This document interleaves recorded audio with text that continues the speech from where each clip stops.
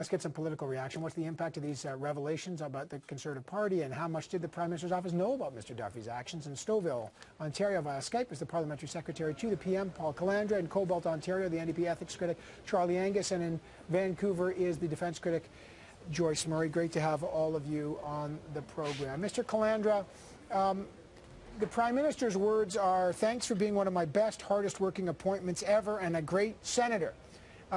How can the Prime Minister now distance himself from one of, quote, his best appointments ever? Well, again, Evan, Senator Duffy is not, he's not on trial for being lazy. Best of my understanding, as both a journalist and certainly as a senator, he worked hard. He's on trial, and he's been charged by the RCMP because he filed expense claims and accepted reimbursement for expenses that he never incurred. So there's a big difference between the two. Yes, he may have worked hard as a senator, but that doesn't mean that you can claim expenses and accept payment from the taxpayer of Canada for expenses that you didn't incur. But I mean, the questions about why he was appointed as a senator from PEI and the concerns about that has been the prime mover of this entire ethics and expense scandal. And again, we've been wondering why he was appointed as the senator from PEI if he couldn't claim expenses there. Does the Prime Minister have to accept responsibility for appointing him not just as a senator, he can appoint whoever he wants, but a senator from PEI, which lies at the very heart of this? Again, it has actually no bearing on any of it. The reality is that when he was in Ottawa, he did not incur an expense that he needed to expense. Just because you're able to claim a per diem, you actually have to incur that expense. And in his case, in Ottawa, he incurred no such expense. And when he went back to his home, as he claimed in Prince Edward Island, he should have incurred no expense there either. So in neither of the two places did he actually incur an expense that he should have billed back to the taxpayer of Canada and claimed. Just because he was allowed to doesn't mean that he should. If he didn't incur the expense, then certainly you don't claim it. Well, I mean, let me just one last point on that. What's he allowed to do?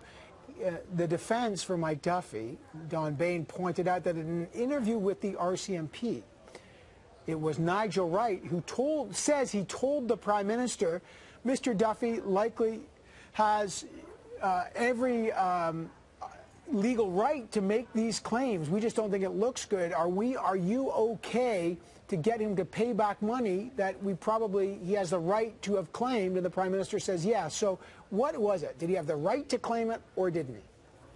Well, specifically by the rules, I don't know. I don't know the Senate rules. I know this: you can only claim an expense if you've actually incurred an expense. And in Mr. Duffy's case, to me, and what I've read with what the RCMP has investigated, there are a number of instances, hundreds of instances, where he claimed an expense that he didn't incur, whether it was on a Caribbean cruise or whether it was out in British Columbia for a speech that he didn't give. And so I trust that the RCMP has looked over these hundreds of expenses that he has filed, and that the reason that they charged him is because they've concluded that in a number of these instances he should not have accepted money for expenses that he had not actually incurred. And I've said that a number of times in the House. I know you've heard me say it often, more often than not. All right, let me bring in Charlie Angus. Now, we've seen this picture.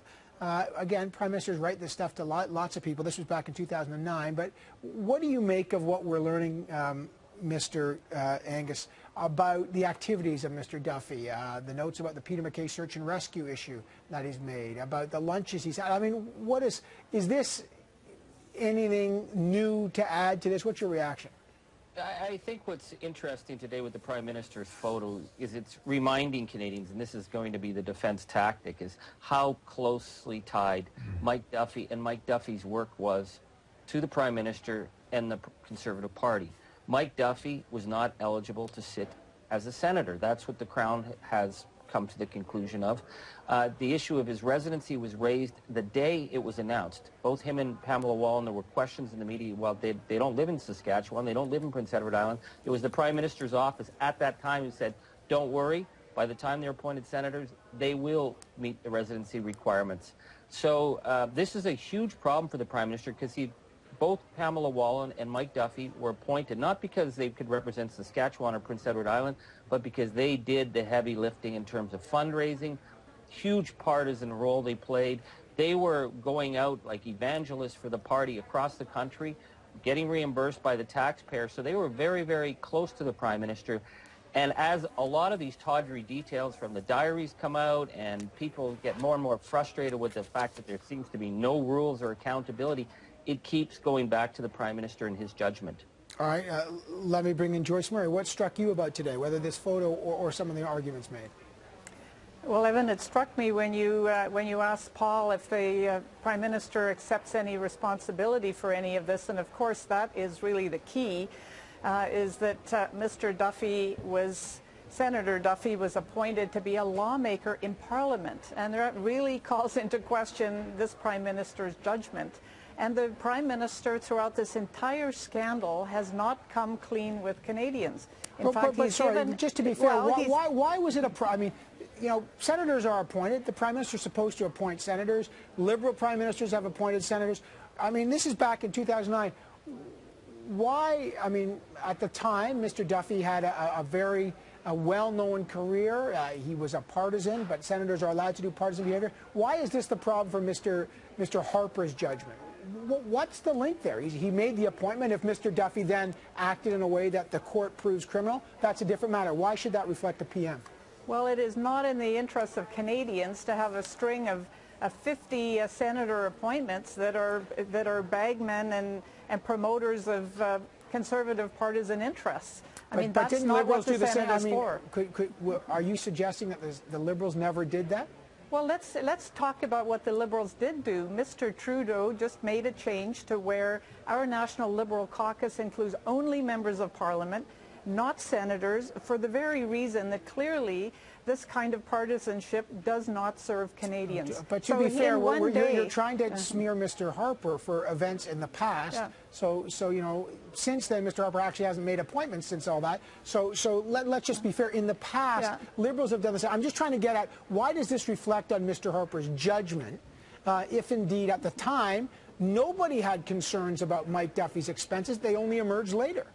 Well, let's talk about Mr. Harper's judgment and lack of responsibility when it became clear that there was a problem with Mr. Duffy. His story about what he knew and when he knew it was contradictory throughout the whole scandal. So he's not believable, and I think Canadians want to know the truth, and they want to know the Prime Minister's part in this potential cover-up, as well as being reminded of the hyper-partisanship of this Prime Minister's approach to his appointment of senators. And, Evan, I wouldn't be surprised if Mr. Duffy, with 31 charges in the courtroom in Ottawa, is just one in a long line of senior Conservative appointments by this Prime Minister that will end up in courtrooms across the country. Let me go back to Mr. Calandra. And Mr. Angus made a point.